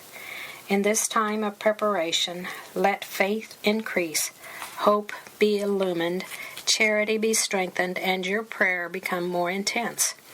Prepare yourselves with me for the coming of Jesus, which is realized each day in the mystery of his real Eucharistic presence and under the human clothing of every person whom you meet. This daily encounter with Jesus must become for you a joyous and perennial nativity. Open your souls to receive the gift of his grace and of his love. Throw open the doors of your heart to offer him a warm dwelling place of love. When he comes to give himself personally to each one of you at the moment of Eucharistic communion, let your minds be illumined to know how to always recognize him under the fragile and painful features of the little ones, the poor, the sick, the needy, the sinners, those far away, the marginalized, the oppressed, the persecuted, the dying. Prepare yourselves with me for his return in glory. In these times I must prepare the Church and all humanity for his proximate and glorious return. For this my presence among you will become stronger, and my light will become even greater, like the dawn which attains its culmination in the rising of the sun, which removes every shadow of night from the world. Let the dark night of the proclaimed denial of God and of obstinate rebellion against his law depart, to dispose you to receive the radiant Son of Emmanuel, of God with you. Let the night of sin and of impurity depart, to prepare you to receive the God of grace and of holiness. Let the night of hatred, of egoism, and of injustice depart, that you may run towards the God of love and of peace. Let the night of incredulity and of pride depart, to prepare you for the coming of Jesus in faith and in humility. From this time on, you will see my light become stronger until it reaches the vortex of its splendor, which will be reflected in every part of the earth. The more the immaculate light of your Heavenly Mother will spread everywhere, the more will humanity and the Church be prepared to receive the Lord also is coming. Message 368. Do not allow yourselves to be deluded. December 8, 1987. Feast of the Immaculate Conception. My heavenly candor descends today upon you and wants to enwrap all the world. Walk in my light if you want to arrive at peace. The light of the divine grace, of purity, of holiness, of prayer, of an ever more perfect charity must penetrate your life, O sons consecrated to my immaculate heart. You are living the painful times of the chastisement. You are living the dark hour of the victory over my adversary, who is the prince of the night. You are living the most difficult moments of the purification, and so I urge you to take refuge in the secure dwelling place of my immaculate heart, and to let yourselves be enwrapped into the heavenly mantle of my most pure light. Walk along the road which I have traced out for you in these years, in order to become today the instruments of my peace. Do not allow yourselves to be deluded. Peace will not come to the world from the meetings of those whom you call the great ones of this earth, nor from their reciprocal agreements. Peace can only come to you from the return of humanity to its God, by meaning of conversion, to which I am again calling you in this my day, and by means of prayer, of fasting, and of penance. Otherwise, at the moment when all will be shouting peace and security, suddenly calamity will fall. For this reason I am asking you to second my urgent request to walk along the road of goodness, of love, of prayer, of mortification of the senses, of contempt for the world and for yourselves. Today I welcome with joy your homage of love. I join it to the song of glory of paradise, to the invocations of the souls who are being purified, to the chores of praise of the church militant and pilgrim, and I urge you to live in confidence and in great hope in my imminent and extraordinary intervention. Message 369, An Announcement of Joy, December 24th, 1987, The Holy Night. In this year consecrated to me, beloved sons, I am inviting you to keep watch with me, your Heavenly Mother, and with my most chaste spouse Joseph, in prayer, in trust, and in expectation. This is the Holy Night. How much fatigue during the long journey to Bethlehem. How much suffering in the face of each refusal to open a door to us. How much trust in the Father who is leading us by the hand to the fulfillment of His great plan of love, a plan which is carried out by the concourse of an unexpected circumstances which prepare for the occurrence of this extraordinary prodigy, the merciful action of a shepherd who points out a nearby cave, the opening of one single door upon a poor bare shelter, the human bustling about to make the place more hospitable, above all, our perfect acceptance of the will of the Heavenly Father, who has prepared a crib of poverty and of cold for His only begotten Son, who is being born. But sweet to His heart, the heart of a newborn child, is the warmth of my love, and a soft cradle of arms which entwine Him with boundless tenderness, and my motherly kisses become precious pearls, and a regal mantle for Him, the poor clothes which I enfold Him. All at once the darkness is penetrated by a most lively light, which comes pouring down from heaven.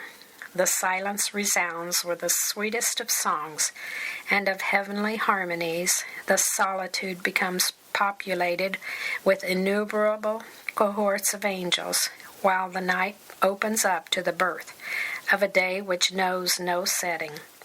This is the Holy Night. This is the night which has conquered all darkness forever. This is the night which opens up an announcement of joy which comes from heaven. I bring you an announcement of joy for all. A Savior is born to you, who is Christ the Lord. Today the night again enwraps the whole world, and the darkness becomes dense over the life of men and of peoples. It is the darkness of the lack of faith, of obstinate rebellion, of a very great rejection of God. It is the coldness of sin, which kills every bud of life and of love in the hearts of men. It is the poverty of a man betrayed in his dignity, despised and reduced to an interior slavery. It is the silence of God which weighs upon the din of voices and of clamor, upon the continual diffusion of words and of images. But in the deep night of this country of yours, behold my motherly light, which arises like a dawn and spreads itself to every part of the earth. With my voice, which I cause you to hear in many places, with my presence which is becoming stronger and more extraordinary, with my messages which are now becoming urgent, in the holy night of this Marian year, I want again to repeat to all, I am the dawn which is preparing the birth of the brilliant Son of Christ. Today I want to give an announcement of joy to all my children. The time of His glorious return is now near. Message 370. The Great Tribulation, December 31st, 1987, last night of the year. In my immaculate heart is an act of unceasing prayer. Spend with me the last hours of this year, which is now about to end. It is an important year, with one particularly blessed by my immaculate heart, because it has been solemnly and officially consecrated to me by my Pope. You are now at the midpoint of this Marian year. You have entered into my time. You are beneath the sign of a great events which have been foretold to you. Know how to read and to meditate upon that which is sacred Scripture, has been clearly described for you to help you understand the time in which you are living. With my motherly voice, I am leading you all to understand the signs of the Great Tribulation, from the Gospels, from the letters of the Apostles, and from the book of the Apocalypse. Sure signs have been clearly described for you to make you understand what the period of Great Tribulation is. All these signs are in the act of being realized at this time of yours. First of all, a great apostasy is spreading in every part of the church through the lack of faith which is flooding even among its very pastors. Satan has succeeded in spreading everywhere the great apostasy by means of his subtle work of seduction, which has brought many to be alienated from the truth of the gospel, to follow the fables of the new theological theories, and to take delight in evil and in sin, sought after as an actual good. Then in your times, overturning of the order of nature are multiplying, such as earthquakes, droughts, floods, and disasters, which cause the unforeseen death of thousands of persons, followed by epidemics and incurable disease which are spreading everywhere. Moreover, your days are marked by continual rumors of war, which are multiplying and are reaping each day innumerable victims. Conflicts and dissensions within countries are increasing. Revolts and struggles between various people are propagating. Bloody wars are continuing to extend themselves, notwithstanding all the efforts which are being made to attain peace. Finally, in your time, there are occurring great signs of the sun, on the moon, and in the stars. The miracle of the sun, which took place at Fatima, was a sign, which I gave you to warn you that the times of these extraordinary phenomena which are taking place in the heavens have now arrived. And now, many times during my present apparitions have you yourselves been able to contemplate the great prodigies that are taking place in the sun. Just as the buds which sprout forth on the trees tell you that spring is now arrived, so also these great signs which are taking place in your time are telling you that even now there has to come to you the great tribulation, which is preparing you for the new era, which I have promised you with the triumph of my Immaculate Heart in the world. This is the reason why your time has been consecrated to me, with a special Marian year in my honor, because the Most Holy Trinity has entrusted to the Immaculate Heart of your Heavenly Mother the task of preparing the Church and all humanity to live with confidence the hour of the Great Tribulation, which prepares you for the glorious return of Christ.